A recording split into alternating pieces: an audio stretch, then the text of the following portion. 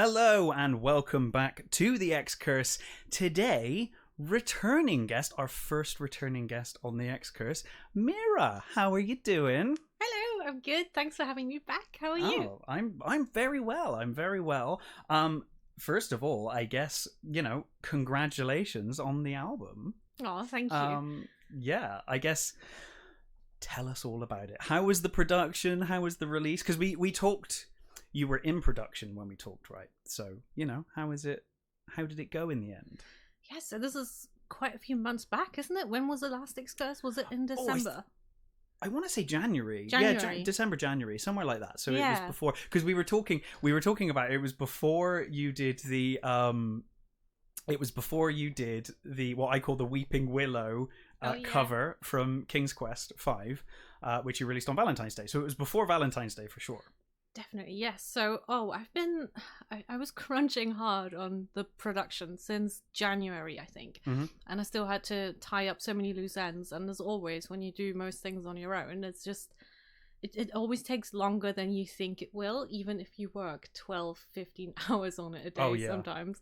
But yeah, it's also rewarding to do. You can take it in the direction in which you want to take it. Yeah. So yeah, I think it went really well. It's been really well received, and I'm really honored whenever I hear people say they've listened to it on loop, and The it's just the feedback has been sweetest thing. so nice. I know. I was looking at the feedback the other day, and it's just you've got such a positive fan base. It's like so positive all the time. It's so nice. Oh, they are the sweetest. They really are. Yeah, and like the music video as well. Like people were just so nice with that as well. Oh, you did such an amazing job on this. Thank you so much. Well, so did your friend, who your best friend. Amazing. Law Explorer, yes. Yes, amazing photography. Incredible. So it was easy to work with because I already had great shots. So it was nice. Just had to remove a few people up on the tour, which is always the problem. I think with like somewhere like Glastonbury, it's like, it looks lovely, but you're always going to have people up there. Yeah, no matter where you go. yeah, absolutely. It was funny when we shot this. Actually, I went up there in a ball gown and Firefly Puff's Princess of Petal dress, and everyone thought I was off to a wedding. Oh, did you get congratulations? Yes. Yeah, they thought. Did anyone think you'd ran from a wedding? Or were they like, they thought you were on your way? Yeah, obviously with a unicorn horn and crown, because that's how you roll in Glastonbury. Yeah. That was hilarious. But I'm kind of used to walking around in flamboyant clothes and they're used to you doing it. Yeah, whether I'm Red Riding Hood or someone else's, it's actually quite fun. I do enjoy it. Yeah, well, especially in Glastonbury, it's just that vibe, isn't it? They're just super chill over there, Yeah, they probably think I'm always dressed like that. Well, I mean, I'm sure. This is a weird thing, isn't it? Like, as an artist, you kind of do something, and I imagine that there are people out there, like, your followers online, that probably think that is like you every day. You're like dressed in, those dresses and like constantly, like, it'd be a lot of work every day. Yeah, I mean, I go through phases where I really like to dress up, just for myself, and there's no photo shoot or project involved or anything. Yeah. But then, I do, of course, also get my days where I just want to wear a hoodie and just comfortable clothes. Usually, actually, when I'm recording or when I'm editing. You need to be comfy when you're editing. You do, and I'll tell you a secret that I don't tell many Well, you're people. About to tell everyone. I know. So. I'll tell you all a secret, and it's not actually that exciting. So, I like to wear pajama bottoms when I mix music because it's the most comfortable. I don't mix music, but I do edit video, and yes, photoshopping or video editing, just as comfy and comfy as possible. Exactly. We were discussing on the way here the benefits of oversized hoodies and how comfy they are. Underrated. Absolutely they are. Underrated. And of course you were producing it during the winter as well, so you need that. You need that warmth and that comfort. Absolutely. No, it was amazing. I like living in those sort of clothes. Yeah, it's the way to be for sure. But so obviously production. How long did production take in the end? Ages, because I'm using Pro Tools. Is Pro Tools? Pro Tools is great. It's for those people who also make music, they will probably agree that it's quite slow though. It's slow-handed. Everything takes a long time, or maybe that's just me. But Kaylee Law Explore, my best friend, he also makes music and he uses Ableton. And when we made Heart Armor together, I could see just how quickly his his process is compared to mine, just because of Ableton versus Pro Tools. So are you thinking about switching? I do want to switch. I don't want to go too nerdy on here because it might be boring for most people to hear. It's not boring to me. We can talk about it later if it's too nerdy for here. I like getting nerdy. It's fine. Okay.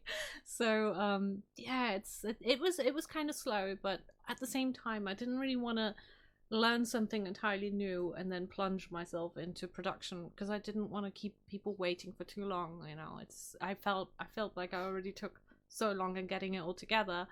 It just felt like it needed to be out there. And also, I hadn't told anyone about the release date, as we said earlier, because I didn't want to not make the release date and then announce it, because you just never know what's going to happen. So I really wanted it out on the National Unicorn Day, which was the 9th of April. I thought, oh no, I'm not gonna tell anyone, but I'm gonna keep it in there as the date to aim for. And I'm so glad I made it in the end. But yeah, it took a long time. I started in January, and then I only just finished in the week before the release. So it always takes time. It's the problem with we just discussing this as well just now, that like when you put the pressure on yourself by giving yourself a date, even if you don't publicly give it, you're like, this is the date I want to do it. And it was perfect. National Unicorn Day. Like, I didn't even know that day existed, but what a perfect day for you to release your album. Like, it's so you. It's perfect. You're gonna have to release every album on National Unicorn Day now. That's going to have to be your aim from now on. Yeah. We'll always know when the albums are coming out, because like National Unicorn Day. And now the pressure's on, you see. Now everyone knows when they know when it's going to come out. Yeah, it has to be that day. No, when I found out about the date, I thought, oh, hang on, this is too perfect. I have to make it happen. Absolutely. Yeah. So now you've finished production, and now obviously the MP3s are out there. You can get the digital version, Mira Morningstar Shop 2, I think it is. Yes. And I'll put a link in the description and whatnot. But also, you're now working on getting the CDs out, because of course there was the physical release as well. How is that going? Because that's a big task in itself. It is, because I had a few hiccups, technical hiccups and other stuff. So I'm sorry about the delay for everyone who's been asking. And also, worth the wait, thank you for asking. That's really sweet. Yeah, they are coming out. They are on order, and they're going to be really cool eco digipacks, which I'm really excited about. Awesome. Yeah. So there's no plastic on them. You know how when you have a digipack and you open it and there's usually a little plastic thing that the CD sits on? This one's going to be recycled cork and cardboard, but it looks really cool. That is awesome. So that works with the whole forest theme and, you know, being in harmony with nature. And it just felt wrong to me to have something, again, you know, that is plastic. So I'm trying to get away from it as much as I can. So I'm really happy that I found that. But yeah, obviously these little things and putting a lot of thought into details like that takes time, and that's also why it does take a bit of time. It's worth it though. It's going to be worth it to get it right. And like you said, the eco thing is awesome. It's perfect, especially for an album that's so nature based. It's absolutely great. So I thought, if you fancy, we'll go through all the songs. Yeah. Because I made a few notes. I was trying to be professional today. So, you know, I guess we'll start Curious Forest Spirits, name of the album and also name of the first song. I love, one of the things I really love about this album, and I know because of your love of classic adventure games, Sierra adventure games and whatnot. These albums, especially this one, it feels like an adventure game. The opening of this, to me, it was like this opening track. It felt really sort of King's Quest or like Ultima. It's got that kind of feel, which cool. I personally, anyway. And I quite liked it because it's quite dark and kind of mysterious. It's, you know, it's got that kind of dangery kind of thing to it as well, you know. But what was your kind of thought process with the first song? So Curious Forest Spirit, the first track, I wrote in lockdown when I really missed the forest and nature, because I couldn't really get to them. I wouldn't go on public transport, I didn't drive, I had no forest near me, so, and I didn't leave the house for 3 months. So well, it was, you know, it was real dangerous, real fear, and yeah. But at the same time, I just felt so disconnected from it all. I really needed to be in the forest, so I sort of transported myself there, and imagined.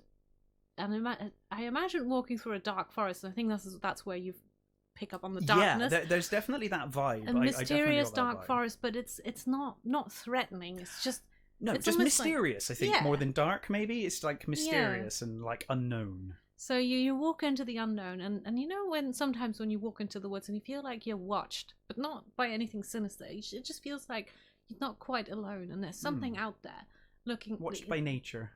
Yeah, watched by nature, or by, you know, forest spirits. So I sort of imagined as I wrote the song that behind the trees you always get these little spirits peeking out at you and looking at you whilst you're walking through the woods, and that's kind of what this song is about, really. It's just a little exploration of sound and trying to transport the listener to the forest. Oh, that's really nice. I love it. It's such a nice opening.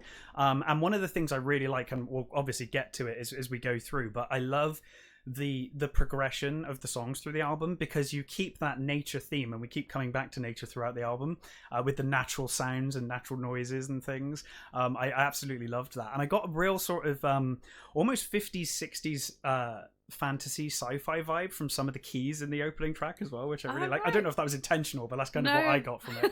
I'm like a musical idiot, so I don't really know anything about music, but it's kind Neither of do struck I. me. You definitely do. You're pretty accomplished at this stage. But yeah, and then obviously that takes us on to Black Feather Lane, the first song with lyrics on the album. And this one, I thought it was, I don't know, it's almost got like a war drum in the beginning, you know, that kind of like that kind of a driving kind of drum beat through, and then you get to that lovely chorus, and it kind of all becomes nice. But what was your inspiration for Black Feather Lane? What was that?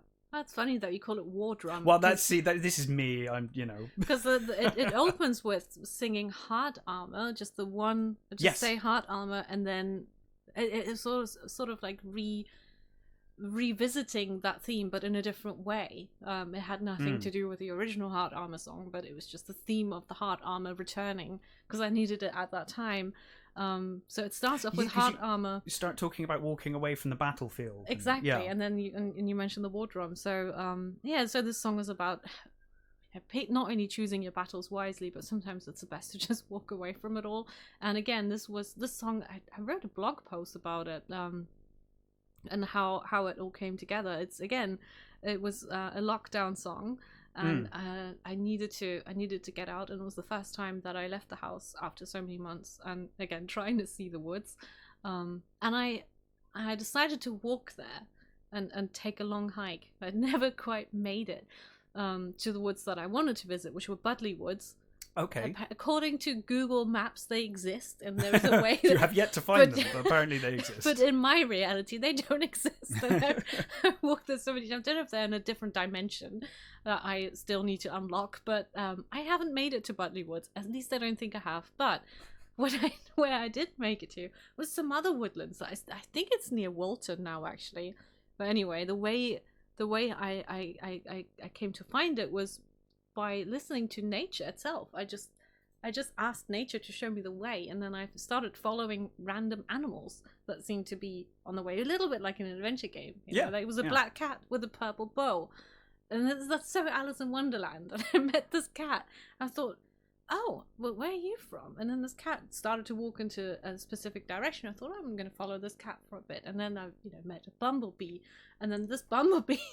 This sounds so bizarre. This is great. And it was just my little adventure. And then this bumblebee went off in another direction. I thought, okay, I'm going to go in the direction of the bumblebee. So I really just followed nature. And by doing so and chucking away my map, I actually did find a little bit of forest. And that's what the song is about. Yeah. So that's why I'm saying Black Feather Lane and the forest again, because I found this little piece of woodland by following a murder of crows, and there were loads of. It was like I forgot to take a picture. Of course, you do at that moment. Of course, yeah. But there were feathers everywhere. It was a whole little path full of black feathers, and I thought, wow, this is amazing. I must be on the right track. And then that led me to woodlands. So now, of course, this song, one of several that has bird noises. This one has some squawking, which I immediately assumed was Snoo.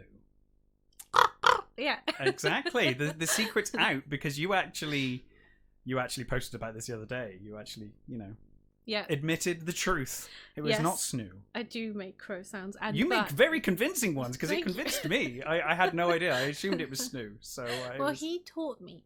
Of course, he's a good teacher. Yeah, he's a very good vocal coach, along with my actual vocal coach, Karin Plog in Germany. She's fantastic. Mm-hmm. But Snu coaches me where others can't, because I had no idea how to do those sounds. And because he can imitate my voice perfectly, he can then also show me what it would sound like if I made certain sounds. Yeah. So then I copy him, so I'm more of a parrot than he is, I guess.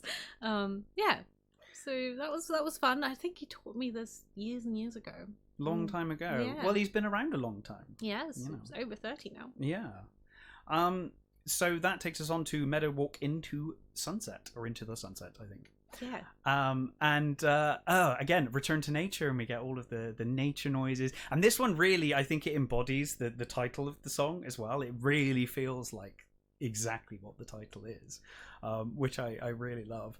And then of course I was gonna bring up, we get that lovely the lovely build with the keys, and then we get some water.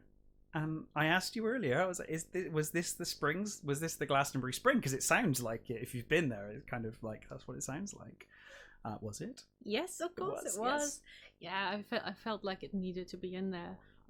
Because the Glastonbury Red Spring and the White Spring, they're just so magical, and how can you not include them in your music when you're, there when all it's the on your time? doorstep. Yes. Yeah. So I recorded it with my phone actually. Oh, really? The audio quality is fantastic. Thank you. Phones are amazing these days. Yeah, like I know, the technology now is like. Back in the day, that wouldn't have been possible with a phone, would it? No, but even video as well. Like video these days on phones, just it looks so incredible. It's mind blowing. Yeah, really. Really, really impressive. But so that's so nice. Yeah, you have to have it. There's so much of Glastonbury, I feel like, in this album that you needed some real Glastonbury sounds. Yes, absolutely. I always try and put a bit of Glastonbury in there. I mean, it's one of my main inspirations, and living in such a magical town, such a creative town, it's just there is no way it can't bleed into your music. Absolutely. Yeah. Now, I'm assuming, knowing you, that Meadow Walk into the Sunset was literally that for you, because I know you love your sunset walks up onto the tour. I'm assuming that was the inspiration for this song. Yeah, it was in the meadows. But this song is actually quite old, or the idea is quite a few years old. It was on Woods of Hope, but it was only a very short interlude. It was only about a minute or so long. Okay, I didn't pick up on that. People loved it so much though, and I thought, well, maybe I should make it a little bit longer, a bit more immersive. Yeah. So that's what I did for this album. That's why it's called it's got a different title. It's Meadow Walk into the Sunset. And before then it was just called Meadow Walk. Of course, and we'll get to Return to the Woods of Hope as well. Yeah. A little while. So I just made it longer and bigger and better, I think. I prefer it like this. And it's a wonderful song. It's really, really nice. And like I said, it really does embody that title, which I really like. Yeah, that feeling when you walk through a really thick meadow and the grass is really tall and the sun is really low and it's just such a lovely, warm summer evening vibe. That's the kind of feeling I'm trying to convey in that song. I think you succeeded. Oh. I think you succeeded. And then, of course, next, I know this song very well now, Disciple of the Cloud. Yes. Another lyric song. And my with no bias, because I said even before I knew it was going to be a music video, I said it's my favorite song on the album, my absolute favorite song. So what was the inspiration for that? So there were several things that went into that. First of all, the title was inspired by King's Quest 2. That's what I wondered. Maybe that's why you like it so much. I love the King's Quest references. So the little part with the Pegasus, that was part of the inspiration. Just how dreamy everything feels in that scene. And isn't it the wisdom of the cloud or something in there? I felt like it needed to be in this song. And this whole song is very it's got a spring feel and theme to it, and I finished writing it when was it, when we just started to get out of lockdown, and it was supposed to give you hope and elevate you out of that negative, one of the lyrics is elevate, out of that negative emotion, and embrace the new and blossom again. It's a very again. uplifting song. Yeah, that's what that one's about. Yeah, no, it's great. Yeah. Yeah, this I don't know if this is really awkward going through every single song. No, But it's not. Like I said to you earlier, it's a little bit tricky sometimes because when I write it, I don't really. It's not conscious. You don't necessarily thought. think about it. I don't think, oh, I'm going to do this consciously. It's more like an internal thing, and then once it's out there, I feel like it's kind of obvious, but it isn't, is it? Well, and people get different interpretations, I guess. Yes. You know, you never know how people are going to interpret, you know, a song, which is kind of interesting in a way. You know, I think is a lot more kind of potentially cryptic than, you know, like when I work with film, it's like, you know, usually unless you're choosing to be, you know, kind of vague or mysterious, you can be very kind of, this is clearly what I mean. Whereas with music, there's a lot of interpretation that goes into that and people's own sort of thoughts and whatever. So it's kind of interesting. At least it's interesting to me. I don't know if it's interesting to anyone else. It's interesting to me what like the kind of thought process that's gone into the, you know, into those songs and stuff. So yeah, I feel like music can articulate things and communicate things that are really difficult to put in words, and that's why it's then difficult to put in words afterwards. Because to kind of translate it back again. Yeah, absolutely. And then of course we move on to Unicorn Dreaming, which I thought was like a really nice progression from Meadow Walk. It kind of it keeps that theme of nature sounds and things come back in, and it feels like a natural progression from that song, which I really loved. It's just like full of nature. It's one of the most naturey songs on the album, I thought. And really, and again, Unicorn Dreaming, it's very dreamlike, I think, with the keys and, you know, the sounds and stuff. It's really kind of dreamlike, and then you've got your kind of ethereal vocals kind of coming in over the top as well. It's really, really nice. And I really love the bass line in the second half as well. So I'm just looking at my notes occasionally because I was making notes this morning. So yeah, what was your thought process with this? Of course, it released on Unicorn Day, which is perfect. Yes. So Unicorn Dreaming, I wrote when I had a migraine that lasted about 3 days. Funny enough, that it's amazing that something so nice came out of something so horrific. Yeah, well, that's the whole story behind Realm of the Unicorns. You know, I wrote that when I was in so much pain, and it really helped me. And it's good that it helps you as well. You know, it's a process that helps you as well as the listener. I think if it can help you, there's a potential that can help others as well, because everyone's got a different, you know, set of ears and different sounds that they find soothing. But you know, it's not. It's once you find something that works for you, chances are it might work for somebody else as well, even if they just enjoy listening to it. Doesn't necessarily. Well, I mean, that in itself helps, doesn't it? Yeah. So I had a 3-day migraine that just wouldn't budge no matter what I did. Funny enough, I've not really had migraines since then. Well, let's hope that I think stays stays that way. I think that's the diet change mainly, but anyway. Yeah. So I as I did with Realm of the Unicorns, because I do talk to my unicorn friends in their realm, and I did say to them, "Oh, can you help me create something that will soothe this migraine for me, please?" And then I literally just do that. I ask for it. I ask for their assistance. Sort of like people would say a prayer, I guess. Yeah.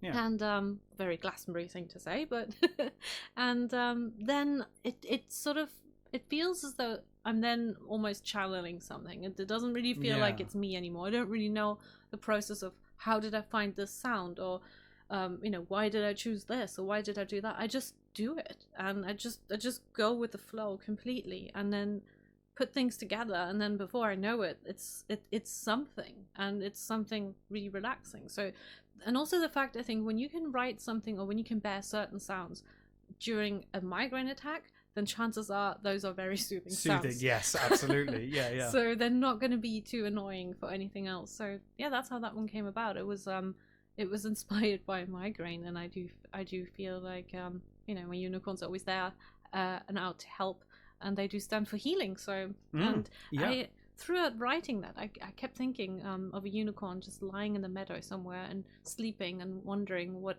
a unicorn's dream would be like. So it is literally Unicorn Dreaming. Yeah. Yeah. And that takes us into Whispers of Fern and Moss, which I thought is like these two songs. A lot of the songs I think blend really well into each other. Like if you listen to the album as a whole, it really comes together nicely, and it's like a natural progression. But Unicorn Dreaming into this feels like it's almost seamless to me. Oh, brilliant! I'm glad to hear it. It's great.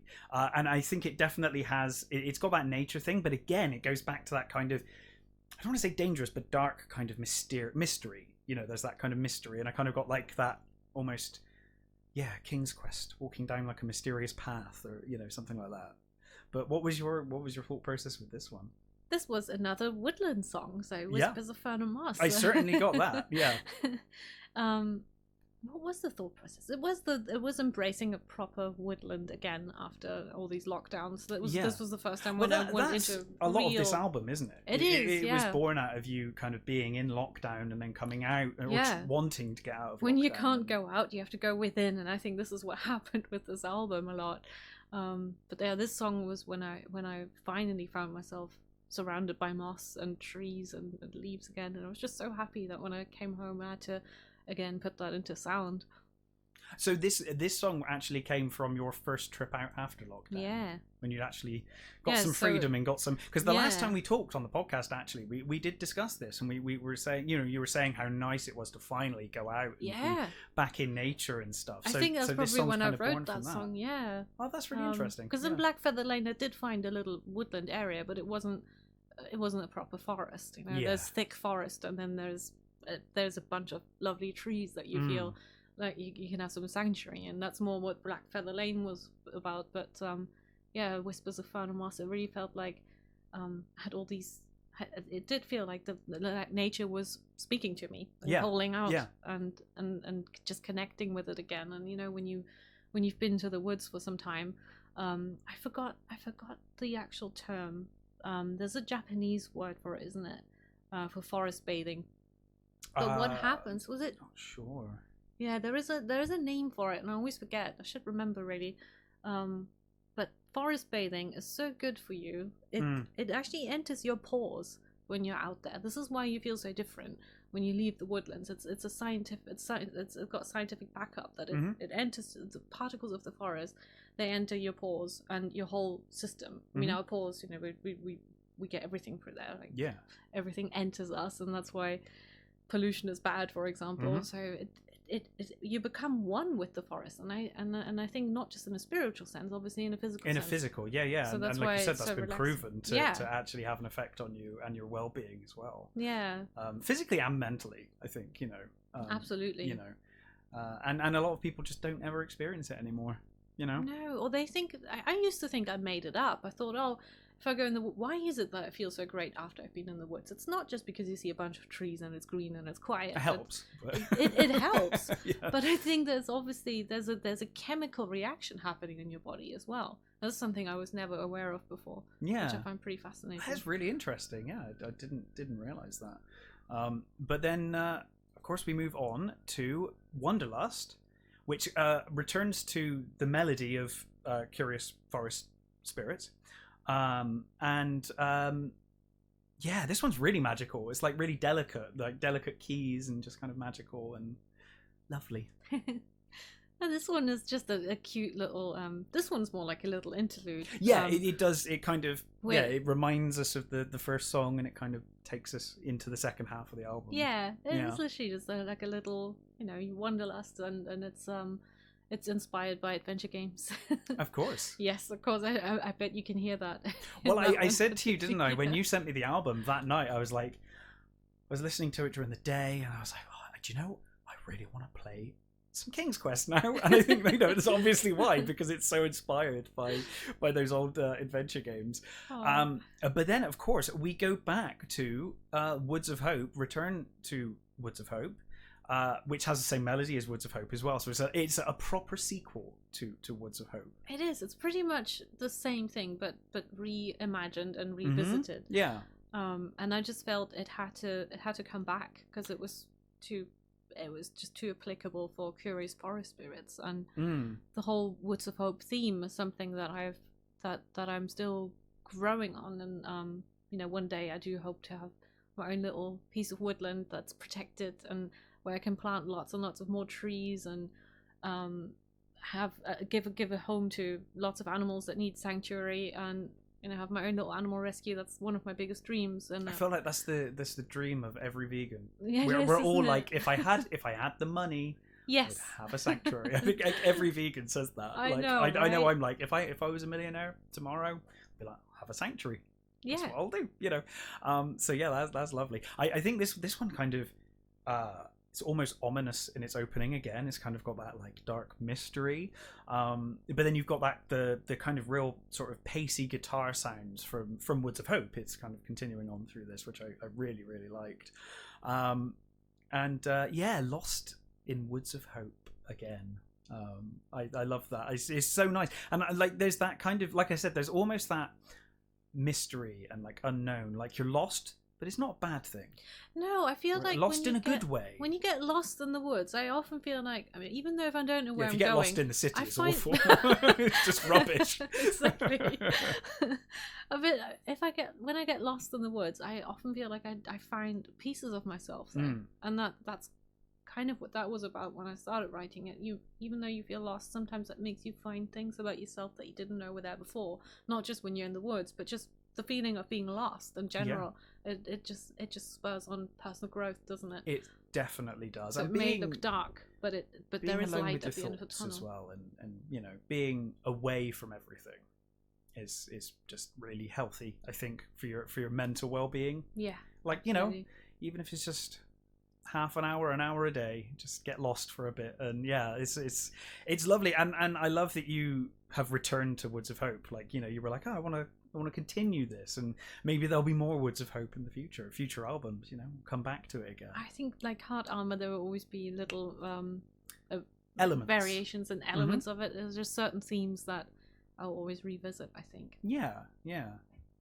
And then we move on to With a Piece of the Moon, You're Never Out of Stars, which is a wonderful title. I love that title.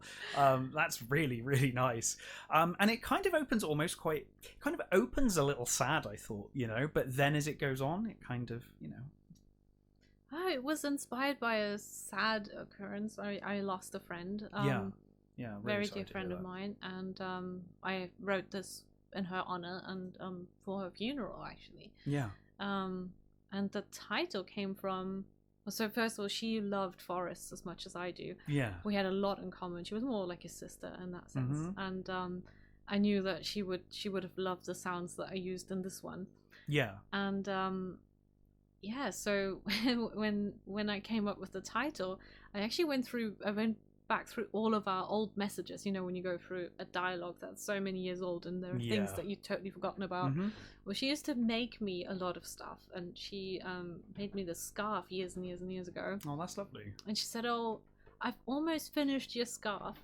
I've just run out of stars, and I'm just waiting for them to come back." And I thought, that's really poetic. I've just run out of stars. Yeah. And I said that to her back then. I said, "Oh, that sounds kind of poetic. It's almost like there's a song there. I've run out of stars."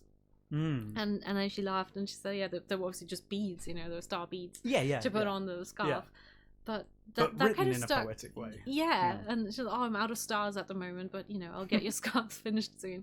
And this one birthday, she gifted me a necklace which contains real moon dust. Oh, wow. Really amazing. That's incredible. There's actual moon dust. Yeah. Because we both love the moon so much. And I thought that was one of the most amazing gifts I've ever had. Yeah, that's so really cool. So sweet of her. And then it just came together. Those two things with a piece of the moon, you're never out of stars. And because we used to say, "Oh, we should turn that into saying I'm all out of stars," is when you're tired that's or kind something, of your or thing. when you're not. A little bit like in a game, when you collect stars as power ups, kind of thing. Yeah. So that's how the title came together. It just felt right, and it felt it just felt like it would describe a lot of the things that we used to share together. Yeah, that's a lovely tribute, and then obviously your vocals come in and kind of elevate everything. It's a really beautiful song.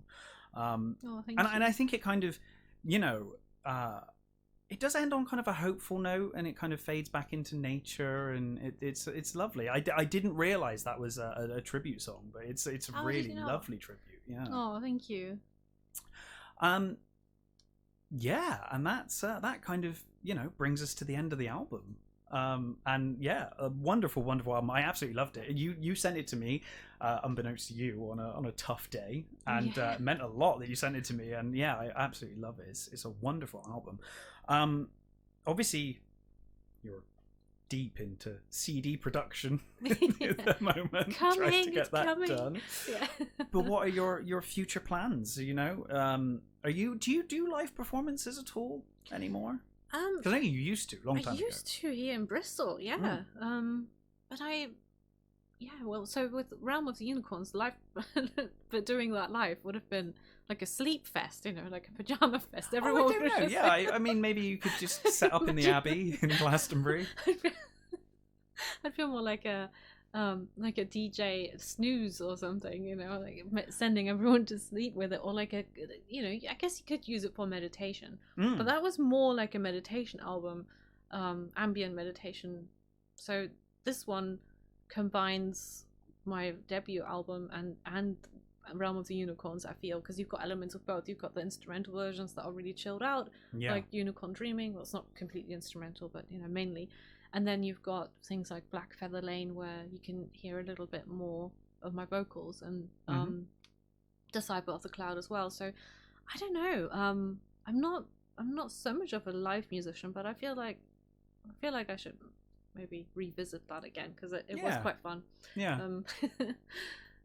So maybe. But maybe it's not completely on the cards yet. I'm more back in writing mode, or almost already. Are you? Okay, yeah. That's interesting.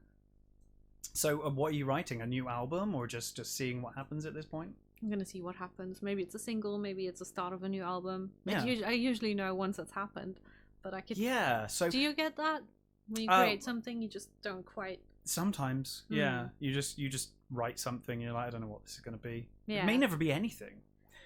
But it's just nice to write things down sometimes, I think. You know, I find anyway. You know, sometimes it'll end up being a short, or you know, sometimes you end up giving it to someone else because they want something written. You're like, well, actually, I can adapt this to be what you want it to be. Or sometimes it can turn into a film, you know, for me. And I guess the same for you, because you've had like...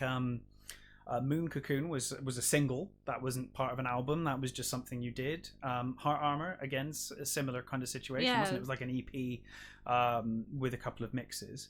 So I guess we'll wait and see what happens. We'll wait and see what it is, what it turns out to be. So that's the musical side of it, but I am working on a coffee table book. Ooh, are you allowed to tell us anything about it? It's gonna be lots and lots of pictures and photos that I've had out there for a while, but then also unreleased stuff that I haven't shared with anyone yet, and then I'm going to combine that with lyrics, so it's like a lyric book / photography book. So is it going to go through your various albums, or is it going to be all new lyrics just written down? Or we'll see. I mean, maybe some of the listeners can let us know what they'd like. I'm happy to put Woods of Hope lyrics on there as well, or just, I mean, there was nothing on Realm of the Unicorns, of course. No. But, you know, with the new album, certainly there'll be... It's not going to be a normal, so to speak, lyric book. It's going to be a combination of both. And, again, like something that takes you away from it all a little bit with lots of photography, also from Glastonbury. I took some really cool shots. I think I have like I have a weird thing about art books and their presentation. And I always feel... you know, the photos are like center stage, and those need to kind of, you know, be the biggest element is the photos, and then lyrics and things like that as well. It's going to be, that's really nice, but the photos is kind of the key thing for me when it comes to an art book. But it's lovely. I mean, maybe like you said, let us know. Let Mira know, comment and let Mira know what would you like in the art book. So is there any kind of timeline for that, or are you just working on that in the background? I'm just working on that for now. Is that the first time you've announced that? Because I didn't know that was happening. I think I've announced it before, but not officially. It was just something where I said, I'm thinking about doing this. Would anyone be interested in it? I think that's going to be a lot of fun. I also want to dress up as a mermaid. You told me about this. You told me about this when I saw you in Glastonbury. Yeah, I've got the right hair color now and much brighter than I realized it would. So you were planning to dress up as a mermaid? Yes. For the coffee table book. For the coffee table book. So it's going to be a photo shoot. Yes, and maybe I'm also going to combine it with a song. I'm not sure yet, but interesting. There is a mermaid team that I'd like to visit as well. So, wow. Yeah, let's see what happens. Who knows? See if the mermaids speak to me. Could be a music video as well. Who knows? Well, we were going to maybe shoot another one. Oh, I'm 100% up for helping wherever. That'd be fun. You know. Yeah, absolutely. I really enjoyed editing Disciple of the Cloud. It was really fun. It was a fun project. And nice to kind of get all those nature shots in there and stuff as well. Oh, you did such a great job. Yeah. As did Katie. Everyone did. Oh yeah, the like I said before, you know, his shots were fantastic. Really easy to work with shots that are that great. Yeah, really, really nice. So yeah, I'm 100% up for more music videos in the future. But yeah, I didn't know you were doing your book. That's really cool. That's going to be really fun. I can't believe I haven't told you. I thought I did. You might have done. My memory is getting worse. So is the mine. older I get. I think it's just when there's so much stuff going on all at the same time. You know, it's difficult to keep track. But the good thing is, my memory's bad, and then I just get excited again. So yeah, every time you tell me, it's like the first time you've told me. So.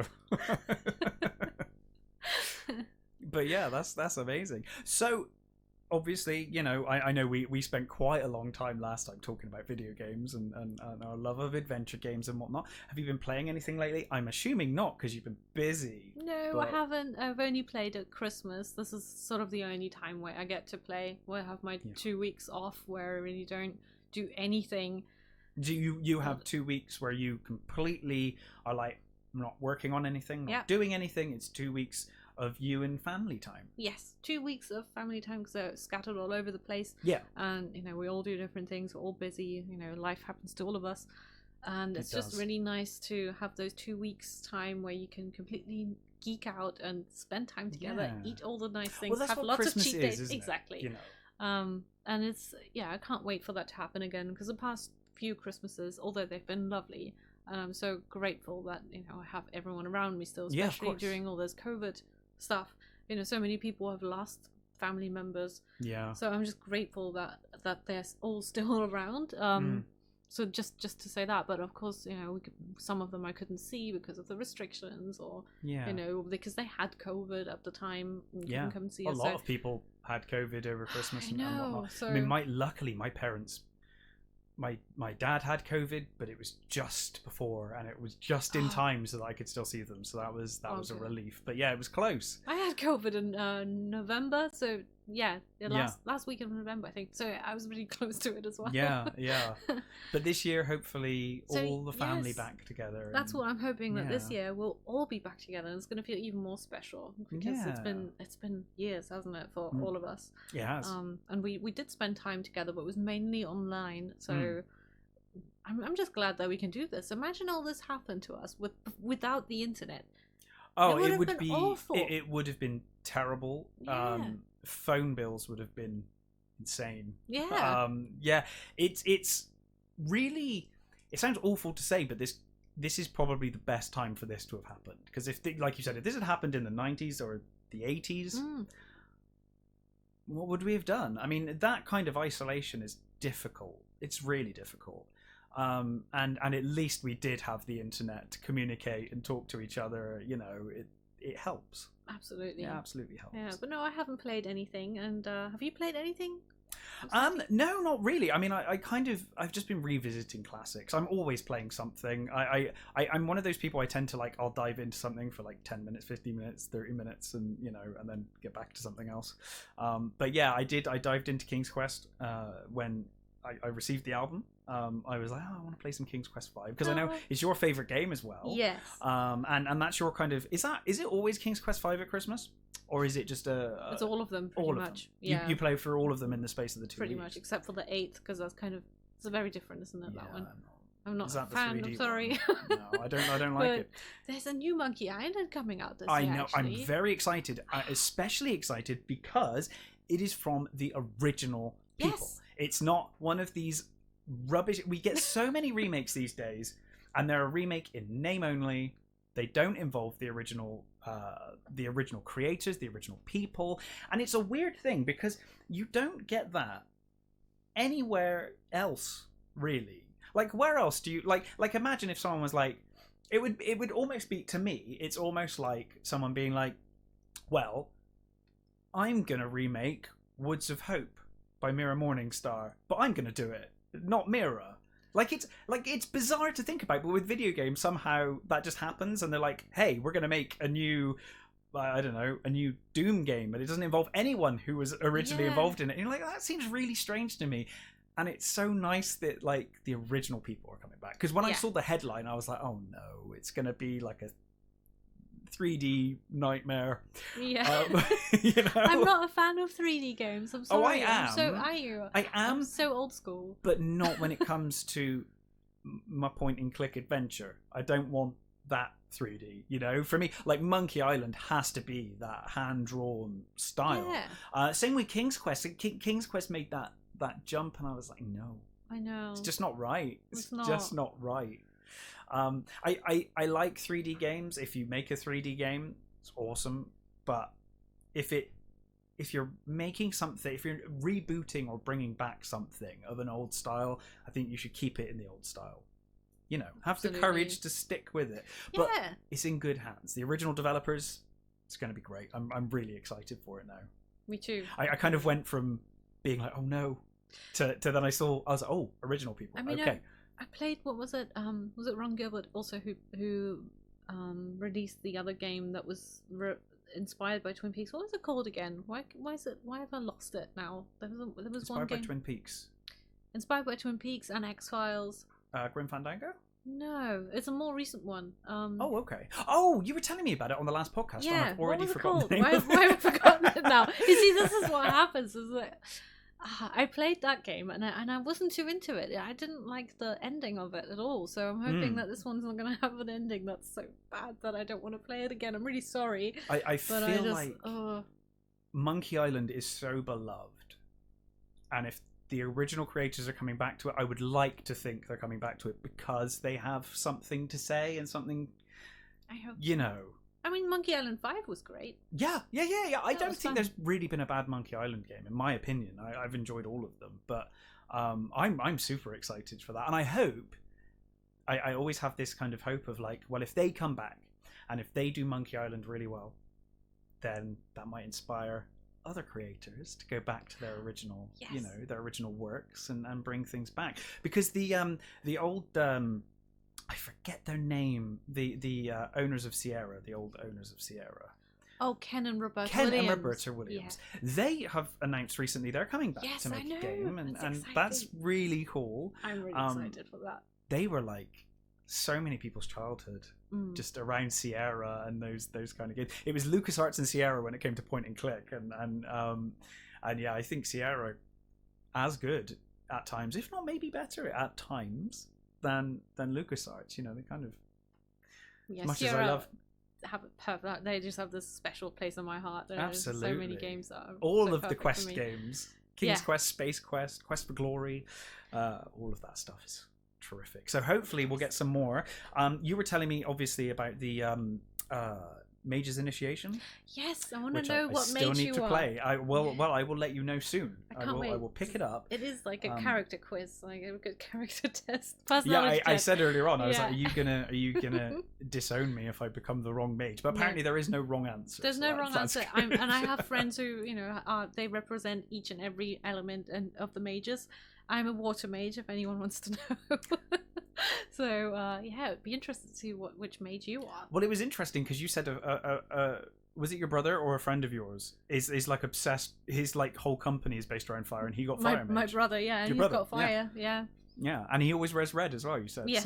So it's literally, it was exactly him. Yeah. So yeah, it's obviously pretty good, this character. It's really good. And it's not like they ask you silly questions like, you know, some of these Facebook quizzes where it's awful. Like, where would you feel most comfortable, by the sea or, you know, in the volcano or something? It's like, well, I wonder which mage I'll end up with if I pick volcano. Exactly. So no, it's nothing like that. It's more, you know, based on what on a situation, say, for example, how would you deal with this, how would you deal with that, and it's more about your character traits, and so it goes much deeper than that. I thought that was really interesting. I don't know if the developers put as much thought into it as I think they have, but you know, it just seems that way. It just, you know, I'm a big RPG fan, and especially classic RPGs used to have a lot of that kind of, you know, because especially back then, especially with like the old Ultima games and stuff, it wasn't like you're not role playing as a character, you're role playing as yourself, like it's you Like the Ultimate games, Richard Garriott had the avatar, so you are the avatar, and the whole point was that it's you, and you've been sucked into the world. So it's your decisions and your actions, and there's all of that kind of in the Ultimate games there was all of that moral stuff as well. Like if you steal from a shopkeeper later in the game, they'll refuse to help you because you stole from them, even if you got away with it, so it kind of has that moralistic thing going on as well. And I think a lot of those older games, they really did kind of delve into that kind of like, what kind of a person are you, and how does that affect who you are in the game, and how the game progresses. It's really fun, and it's nice to see a modern game doing that. Because you said this is very King's Quest like, isn't it? It's very much in the spirit of the old Sierra games. Yeah, and it just teaches you morals as well, doesn't it? I think children. It's great for kids. It really did good. when I was a kid. It really helped me with my moral compass. You agree. Treat animals right, and they may even come to your aid and help you. You never know. Absolutely, I feel the same. I mean, Ultimate did that for me. That was my moral compass as a kid. Well, look what happened in Blackfeather Lane. Like I just followed There all you these go. random animals after asking for help. Now, and then... would you have done that if you hadn't played King's Exactly, Quest? probably not, actually. No. There you go. So, and it led to an amazing album. So, and congratulations again on the album. Oh, thank you. And thank you fantastic. For your help. Came to with me everything. at the perfect time. Oh, you're welcome. It was a pleasure. Like I said, it was a pleasure to make. And I look forward to more projects in the future. I can't wait.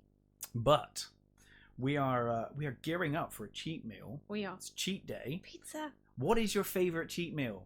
Pizza. Okay, Italian so pizza. we're going for the best. Yes, yeah. Gonna go find some awesome vegan pizza after this. So no, it's been a pleasure. Is there anything you wanted to plug? Anything you wanted to say? Obviously, I will put a link in the description to the latest album, and obviously your website. But if there's anything else you want to talk about before we head off and eat pizza? No, not anything that comes to mind right now. No. No. Okay. Well, obviously, keep an eye out for the book, which will be hopefully coming out in the near future, and potentially a new album or single. Who knows? But yeah. So thank you, everybody, and we'll see you in the future. I'm sure, Mira. Oh. We'll have you back again. Oh, thank you for having me back. Oh, anytime. I think next time we'll probably be talking about your book. Maybe we can go through your book. But yeah. That'll be fun. Until then, thank you for listening, everybody, and we'll catch you next time.